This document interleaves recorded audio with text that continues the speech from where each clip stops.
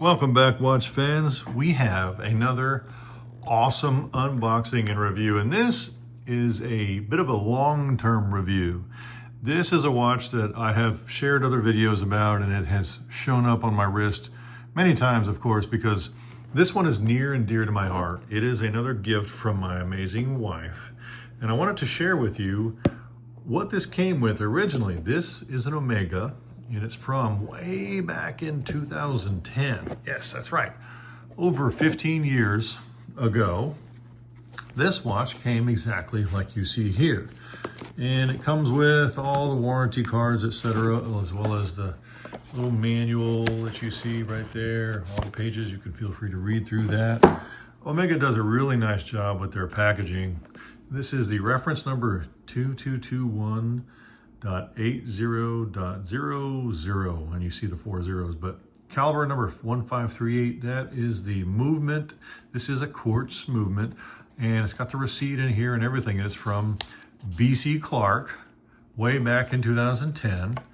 And I wanted to share this with you because I think the ownership experience of these products is truly impressive. And this is, of course, the Omega Seamaster, the James Bond, the 007. I drooled over this watch for so long, so many years ago, and of course it's a very well done box. Omega does a really nice job. Finally appointed. I love their leather, little leather-ish boxes that they have, and of course Rolex does a really nice job too. I've got another video where I do the unboxing of, well, matter of fact, of this one right here, this Submariner, another icon in the industry in 41 millimeter, just a beautiful watch. Now, this bad boy, I tell you what, it was only my second Swiss watch way back in 2010. And I had been a huge fan of James Bond for more than my entire adult life. Even when I was a kid, I remember watching James Bond and being blown away. Well, in 1995, Pierce Brosnan, as James Bond, walks onto the screen in GoldenEye wearing a watch extremely close to this. And they do call this the James Bond, even though there are two iterations that were there. Now, I figured James Bond was wearing this one because he has a little laser in it. He used the little pip as a laser in the movie. He uses this is the helium escape valve as a little antenna, etc. Now, I was blown away. And ever since, I just drooled over this watch. It has this epic, you know, this textured dial with the waves on it. I love the wave look. This is the aluminum bezel. This is the older version, of course. And I love that classic look. And you know what? Pierce Brosnan as James Bond wore this with either a suit or with a tuxedo, maybe even both. And I was hooked, of course. Ever since then, James Bond has been known for wearing Omega. Prior to that, of course, he wore a Rolex, he wore Pulsar, he wore a few other watches, even a Seiko at one point. But regardless, Omega was the one that really stuck with me. I love those hollowed out hands, the loom, everything on this watch is epic. Now, after wearing this for 15 years, it did start to show its age. And if you want, you can look up the video that I made, and I'll try to link it around here, wherever they can do that, and show you when I had this service, because it came back looking like you see here. This thing looks almost brand new, and I've been wearing it ever since. But I wanted to go over the ownership experience that I have had with this. And we bought this originally, well, my wife did, from BC Clark, and I took it back there to do the service. They sent it off to Omega for me. I got it back, and I have a separate video where I cover all the details, but basically they swapped out the movement. It's a brand new movement, and it's got brand new hands. It looks like the original dial. Everything else is original, but it's just so well done. And I don't understand how they even did it, because when I look, I see the loom is great. It matches. Everything is in place. I know they polished it because it looks so good. And I wanted to go over the dimensions, etc. Of course, these are famous 41 millimeters, 300 millimeters of water resistance. I have worn this diving.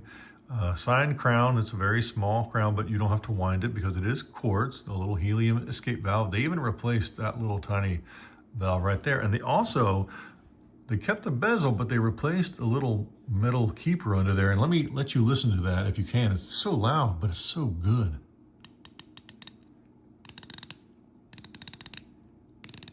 One of the loudest, but it's so well done.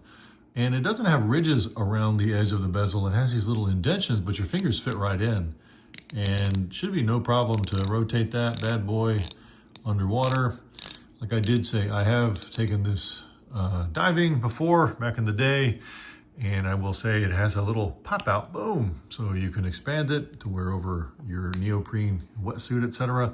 Some people either love this bracelet or hate it. I always like to measure the articulation. Well, pretty darn smooth, lays flat, real good. Now, because it has these little half links, you see a little half link right there, I never had a problem finding a fit. For me, this was great. I wore this for many years. I never had a problem. I will say I really do like on-the-fly adjustment.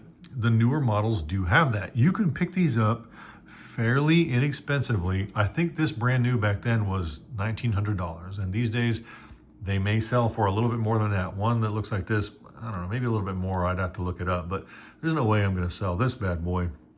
So this has the... it's called the Caliber 1538 movement, and you saw that on the warranty card. Essentially, it's a rebadged ETA, maybe customized ETA 255.461.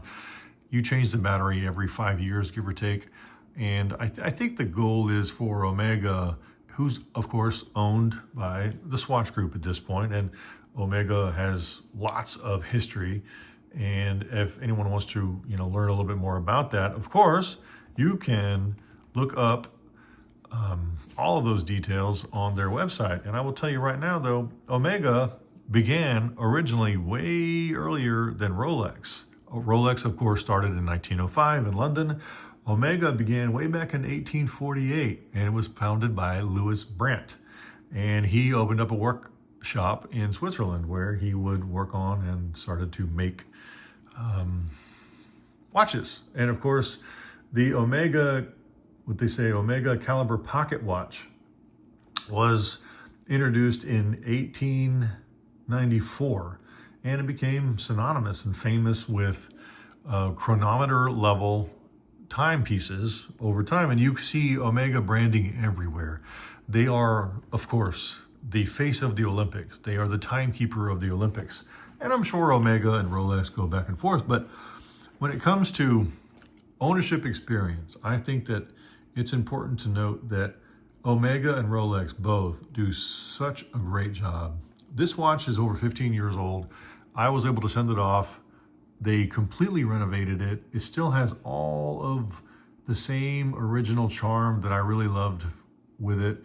Came back brand spanking new. This is something that I will probably die with, and I will hand off to my kid, etc. So if you are looking for an ownership experience that includes that, I would say, heritage piece, or the iconic emblem of, timeless style that is also going to be something you can hand down to your children, Omega, Rolex, watch companies like that.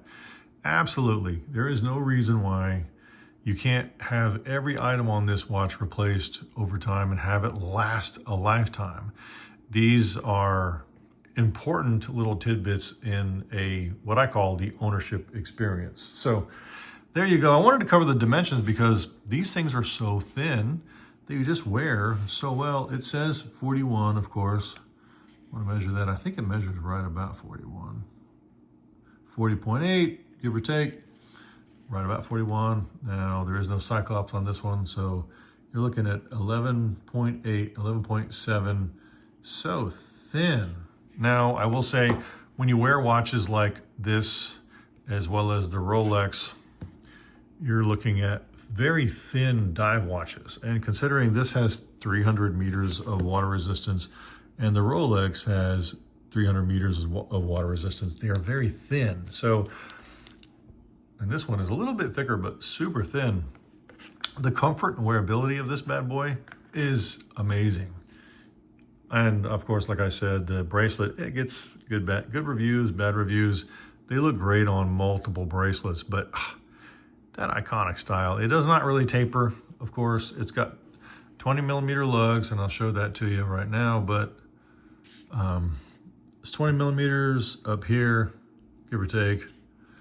And then down below, there is really no taper at all. 20.6, correct. No taper. However, for me, it just fits. It does really, really well. And if you're looking for heirloom quality items, it's very much a safe bet to go with Rolex, Omega. Tudor would be one of those as well. Cartier, those upper end brands. I think that they really fit that both iconic, classic style. You know, they are very classy items. And of course, you can get them in any variant. So I just wanted to share my ownership experience of many years of owning this bad boy. And I just love this watch. And if you want something you can grab and go and you don't have to wind it, right there. Hey, thanks for watching. Thanks for subscribing. I see a lot of new subscribers and I appreciate it.